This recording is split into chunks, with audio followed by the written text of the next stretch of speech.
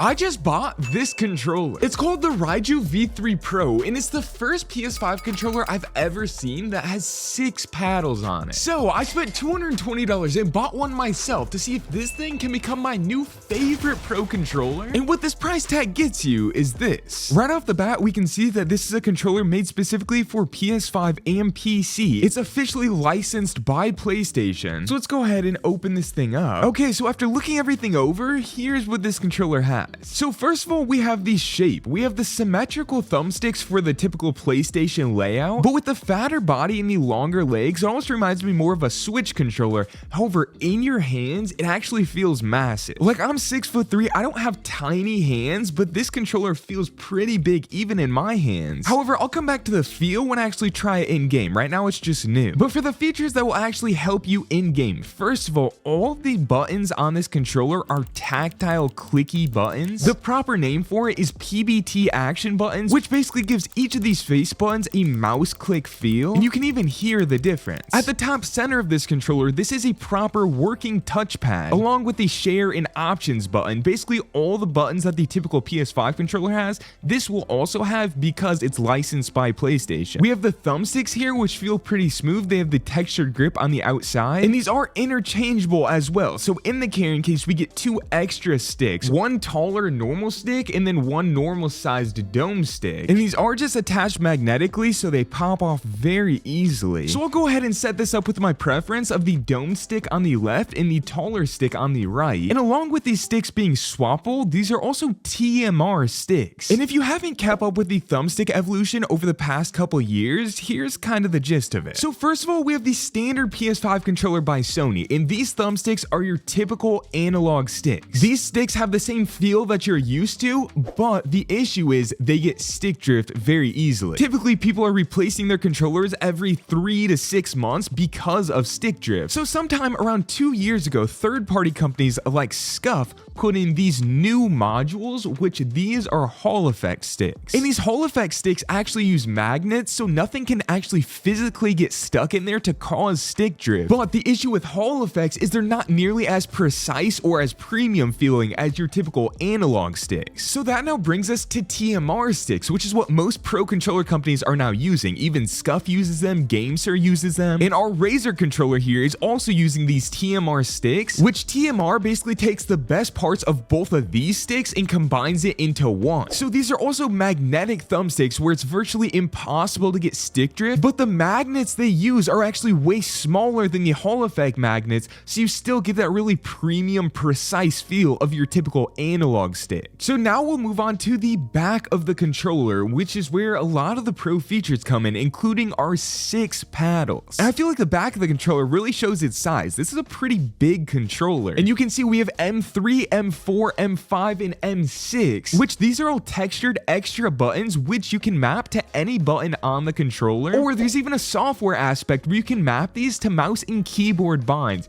which is huge, and I'll show you guys how that works in a little bit. Just grabbing the controller, the paddles feel like they're in a pretty natural spot. It's kind of right where your ring fingers and your middle fingers would rest, and I do like that each paddle has a designated finger for it. I feel like that definitely helps with speed, clicking all the different buttons at the same time. However, if for some reason you don't want to use the paddles, they actually do allow you to remove the paddles and replace them with covers. I wouldn't say I ever recommend doing this because I feel like there's always a good use case for 4 paddles, and it's very good if you want to get good at games. But if you only want to use 2 paddles, or you don't want to use any paddles, there's covers for every single back button. And I do like the attention to detail that even the covers still match the overall theme of the bag. So this part still has grip on it, this part is still smooth, it's flush with the back of the controller, and if you tighten them tight enough, you can't accidentally click these in and still activate the buttons. But now the reason that I said this controller has 6 paddles is because you have these 4 extra buttons on the back,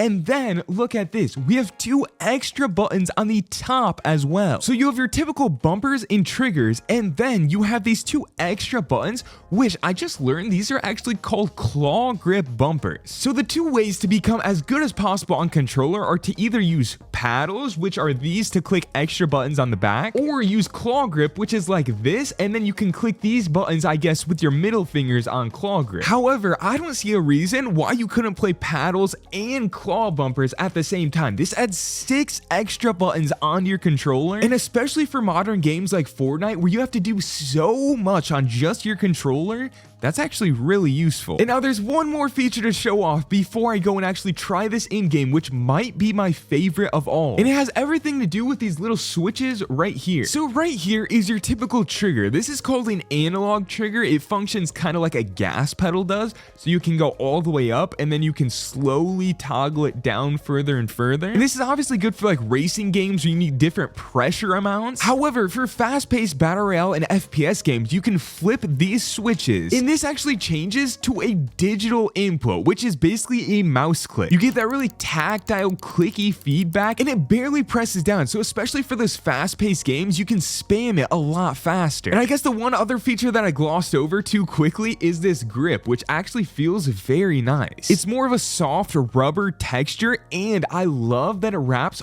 from the back all the way around the side, all the way to the bottom front of the controller. I don't know that I've ever seen another Pro controller do that, and I love this because this is the part of the hand that sweats the most when you game, is your palm that wraps around the front. So this controller looks and feels like it's going to be absolutely incredible. However, we need to actually test it. And now this is what I'm interested in. The only other controller I've ever tried that has this much customization is the scuf Envision Pro, which has been my favorite controller of all time. And so this is really interesting. The wired polling rate is 2000 hertz, which is really good for a controller. Over to our thumbsticks, we can change a bunch of different stuff. So we can change the stick dead zones all the way down to 0% if we want. Oh, I see. And this first page is how you actually customize all these buttons. Okay, this is actually tragic. You can't set these to scroll wheel. On scufs, you can set these to scroll wheel, so you can get like scroll wheel reset or scroll wheel pickup. Okay, there's so much to talk about. I just plugged my controller, I just got into game, and I went to touch the touchpad.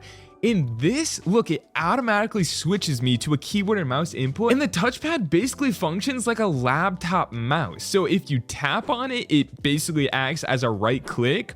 Or if you move your finger, you can move like this, which honestly, if you're sitting here trying to play and you click this and it switches your binds back and forth, that's not really ideal. And the other thing is I need to try to set up these macros to see if they'll work. Okay, so right now how I have my back paddle set up is to sprint, to jump, to pull up my pickaxe, and to edit builds. Then this extra button that I have right here, I have it set up to pick up loot, so I can spam this to pick up loot without taking my thumbs off the sticks. And then I'm actually gonna set M1 to be controller D-pad right. And then this extra button on the left can be used as an instant controller reset. I'm not gonna lie, that part's annoying. I don't like that anytime you I'm not even clicking the touchpad. I'm just literally touching it with my thumb and it's shooting my gun. However, this instant controller reset actually seems like it could be pretty good. Okay, so after a few minutes of just building around here, just getting a feel for this, I can't lie, the controller feels as big as it looks. The controller feels huge. I don't know that it's exactly the size, but it almost makes it feel like a little clunky. Like I feel like I'm reaching to hit some of these buttons. One thing that I'm definitely noticing is that my edit button, which is one of the back paddles, is not registering every single time I click it. Like it feels like it doesn't reset enough, so sometimes, especially on like really fast edits, even though I just clicked it twice right there, it didn't actually register like I clicked it twice. So even though it is tactile, it feels a little more mushy than I feel like it should, which makes these like quad edits way harder. And I did go back into the software to see if I could change the behavior of the touchpad to make it function like an actual PS5 touchpad does and make it its own button. And it looks like on PC that's not actually possible. It just turns it into like a laptop touchpad, which I saw no way to disable that, which I really don't like. Also, I feel like they kind of missed the mark on the macros for this controller. The fact that you can set keyboard buttons to be the controller buttons is a cool feature, but the main use case for that, in my opinion, is being able to set mouse scroll wheel macros to your controller. In games like Fortnite where you need to loot, scroll wheel is so OP, and like on my scuf, I can set one of these side buttons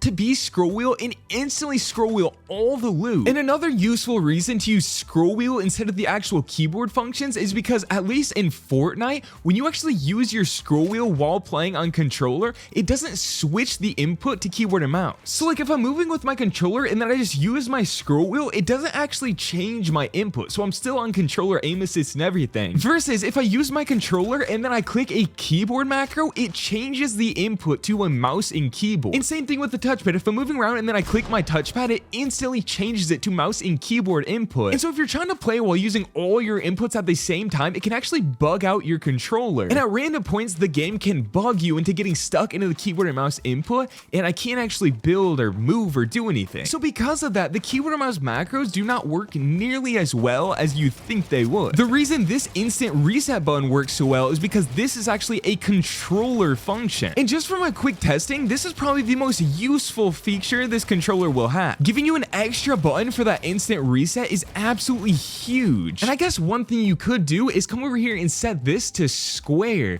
So instead of that being a keyboard and mouse scroll wheel pickup, now it can just function as a normal pickup, and it won't be nearly as fast, but it is still nice to be able to loot without taking your thumbs off the sticks. So now I guess the fact that I can do every action from sprinting to jumping to editing, building, pulling out my pickaxe, picking up loot, and even instantly resetting builds all without taking my thumbs off the sticks is a huge advantage. But at this point, it still comes down to the feel of the controller. And even after some time using this, I just can't really get behind the feel of these paddles. Now, I'm very used to this type of paddle, which is very clicky, very tactile. It has more of like a hard, firm feedback to it, which feels much better to me, especially in fast-paced games, like when I'm building and editing a lot. It just feels like every time I click this button, I know it's gonna input correctly. Versus right now, even though I have this tightened as much as possible, it just doesn't feel right. I feel like every time I go to edit really quickly, I mess up somewhere. Like I just can't even do my edits properly. And look, this could be a niche situation depending on what game you're going to play with it. It could be a different experience. There's also no haptics on this controller, which some people don't like, but I mean, it's a pro controller. I don't think a pro controller should have haptics. Haptics are for like immersion. They make the controller heavier. And the point of this controller is for fast-paced pro gameplay, so haptics are kind of useless. So I actually see that as a positive. But this thing just isn't passing the feel test for me. This is kind of the controller I'm comparing this to. This is my favorite controller. It's the scuf Vision Pro. And it has a lot of the same features. It has the interchangeable thumbsticks.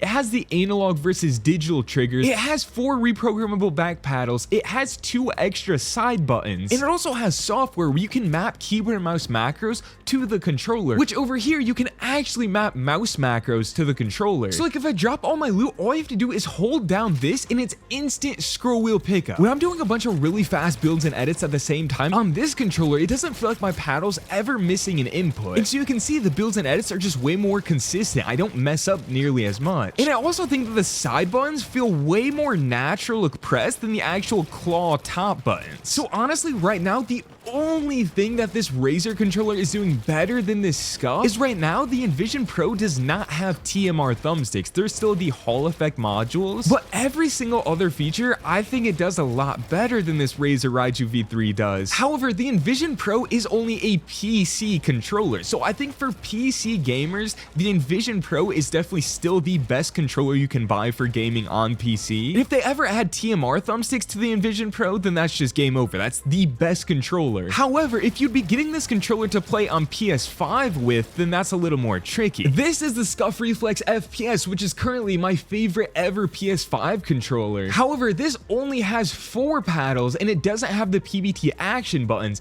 but it does still have the TMR thumbsticks. And I feel like you can tell just from me like building around on these versus building around on the Razer controller, these just feel better. The paddles, especially on these scufs, just feel a lot better. You can be a lot faster on them. So after a few hours of testing, what this controller feels like to me is that it does a lot, but it doesn't do anything the best. All of the features are really cool, but once you actually try it, to me, it just feels clunky. It feels big. It feels like these top buttons are kind of hard to reach. The paddles just don't feel great. And I think the feel of a controller is the most important part. You can have every feature in the world, but if the controller just doesn't feel good, it's not worth it. Personally, I'll still be sticking with my Envision Pro for the PC and my Reflex FPS for my PS5. It's definitely a solid controller, it just didn't dethrone my favorites. I think my final rating is a 3.5 out of 5 stars. It's solid, it does a lot of cool things, I just think it falls short in a few areas. If you've tried it, let me know what you think in the comments down below. Make sure to subscribe if you made it this far, and thank you so much for watching.